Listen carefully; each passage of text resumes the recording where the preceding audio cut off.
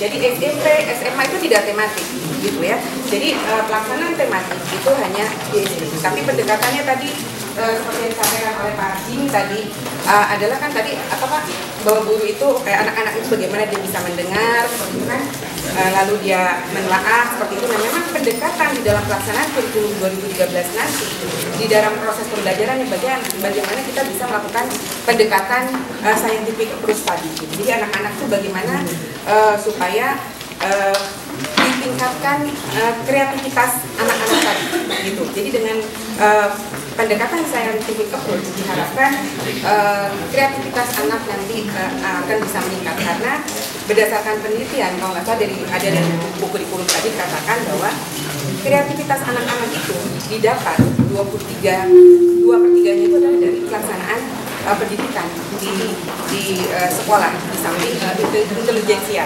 Nah oleh karena itu bagaimana kita bisa meningkatkan kreativitas anak-anak tadi dengan melakukan pendekatan scientific approach tadi. Lalu tadi juga disampaikan bahwa ternyata saat ini pelajaran-pelajaran SD berat, seperti itu materi-materinya berat, memang betul.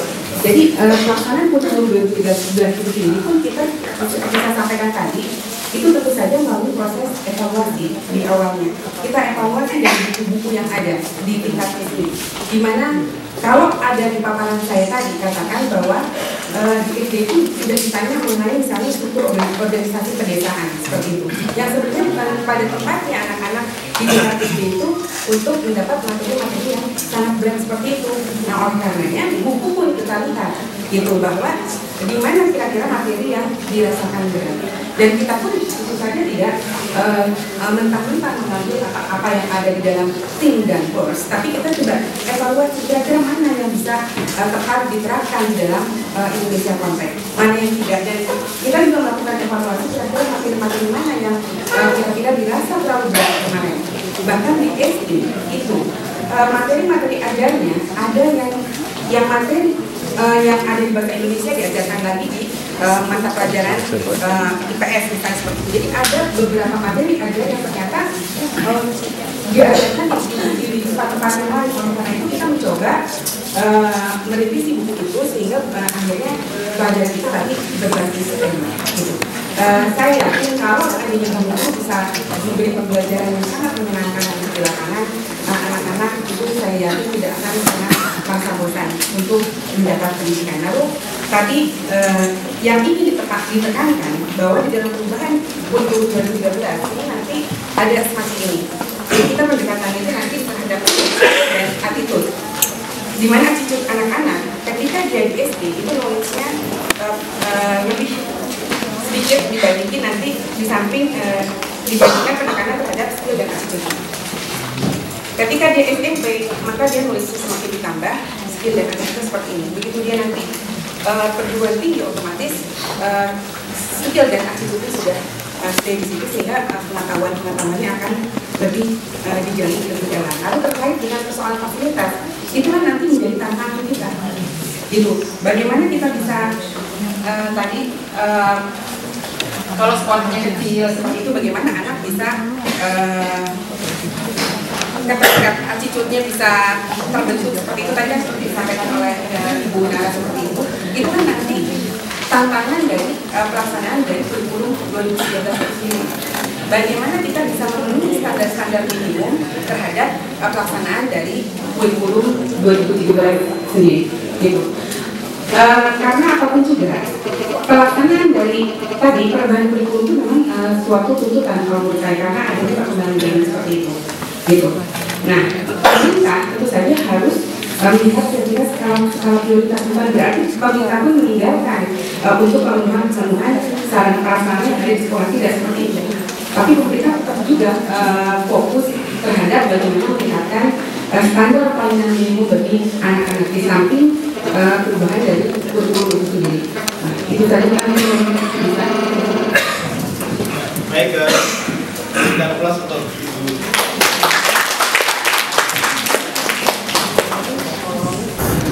saya rasa saya akan membuat sesi pertanyaan.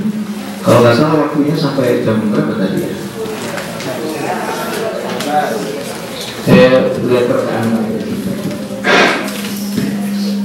Kalau menurut jadwal dengan saya itu 10.55. Loh, udah bisa.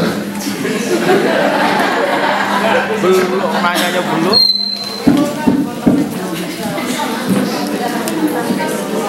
Oke, saya rasa kita karena tadi ini waktu listrik nanti saya minta pada sesi sebelumnya nambah waktu sedikit, boleh ya? Tanya jawab.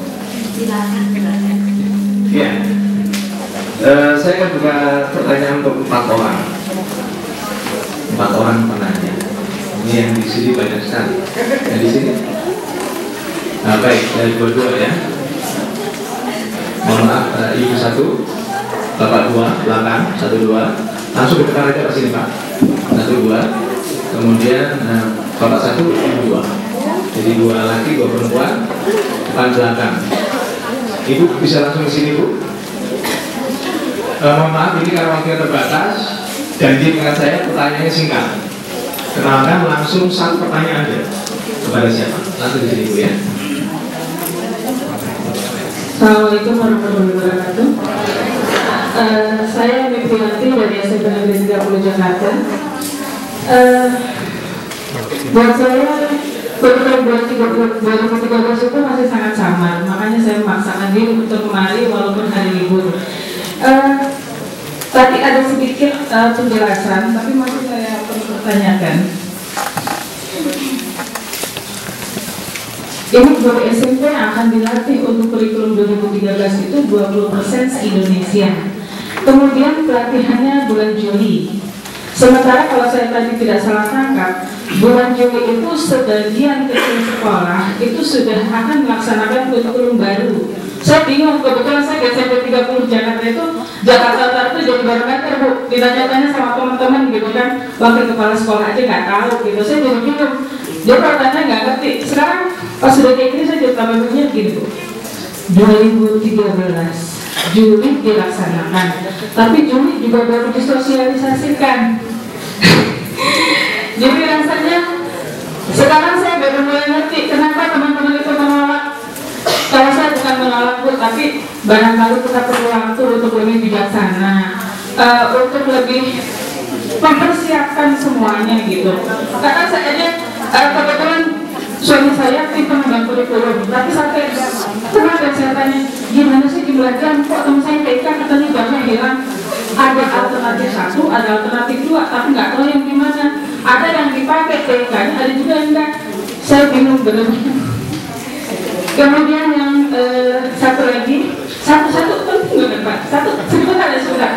Boleh nggak dalam RPP yang katanya bahasa Indonesia dan pelajaran yang begitu kan RPP-nya disiapkan dari Kemendikbud. Kemudian boleh tidak kami sebagai guru memberikan satu pengembangan atau perubahan di dalamnya sesuai dengan situasi kondisi sekolah. Terima kasih Bapak. Assalamualaikum warahmatullahi wabarakatuh. Saya selalu kalah sama perempuan. Yang 1, yang 2 ya. Bapak tadi yang 2, sini Pak. Langsung aja untuk poin 1 pertanyaan Pak ya. Oke, saya korban di orang mahasiswa di UNJ. Karena hanya 1, saya tanya sama pihak ini yang tadi menyatakan persoalan 36 jam dari ada catatan saya tadi. Itu sebenarnya bukan suatu hal yang aneh, justru semakin sulit dengan menempatkan anak ditambah jam, padahal jumlah jam belajar semakin sedikit. Saya pikir kebalikannya, karena jumlah materi pelajarannya sedikit, alokasi waktu untuk guru banyak berinovasi, berarti kan kreativitas guru mengolah materi pelajaran itu lebih realistik apa yang disampaikan oleh Dignas gitu. Jadi atau ibu sendiri dari teknologi pendidikan, jadi saya berpikir bukannya teknologi pendidikan yang memikirkan ini supaya materi itu bisa tercapai mendalam kepada jiwa anak, maka perlu alokasi waktu yang banyak. Saya kira itu sebenarnya ada yang lain tapi dibatasi. Iya. Tadi Pak ya. Ibu langsung ke sini Bu ya. Pertanyaan ketiga.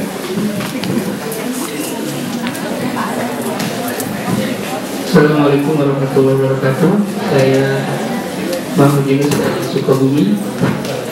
Yang ingin saya tanyakan, beberapa waktu yang lalu di hari-hari itu dan juga dibahas di media itu, ketika dihitung-hitung ternyata jam pelajaran di Indonesia itu setahun itu waktu belajarnya banyak. Katanya kalau dibanding dengan Korea Selatan atau Amerika, di sana katanya liburnya sampai 3 bulan. Bahkan tidak sempat pulang dulu ke Indonesia untuk belajar di Indonesia. Dibandingkan dengan negara Indonesia atau kita itu masa belajarnya itu katanya cukup banyak jadi kelamaan. Tapi ketika kita baca lagi kemarin yang diuji publik oleh Dinas Pendidikan itu, kok malah jadi kurang. Karena waktu belajar di Indonesia sehingga harus ditambah seperti yang tadi disampaikan oleh narasumber tadi. Nah itu gimana itu? Sebelumnya terlalu lama, malah saya dulu kayaknya enak juga kalau libur selama 3 bulan kayak di Amerika sana. Tapi ternyata malah ditambah. Baik, terima kasih. Baik, yang terakhir tadi Bu ya.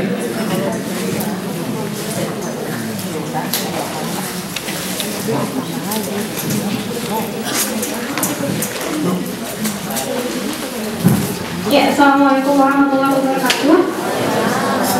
Saya Nini Sumayati, mahasiswa PDSD UNJ angkatan 2010. Yang ingin saya tanyakan, sebagai saya sebagai calon mahasiswa itu otomatis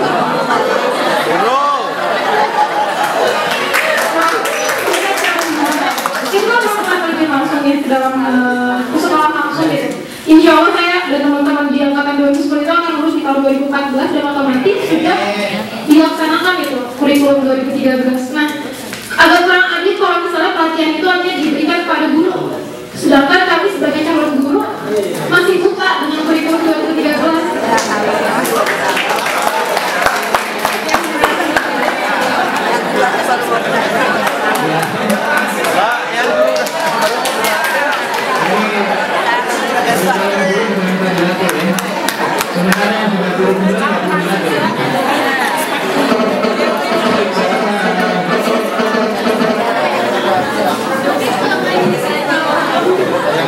Baru mau dilatih.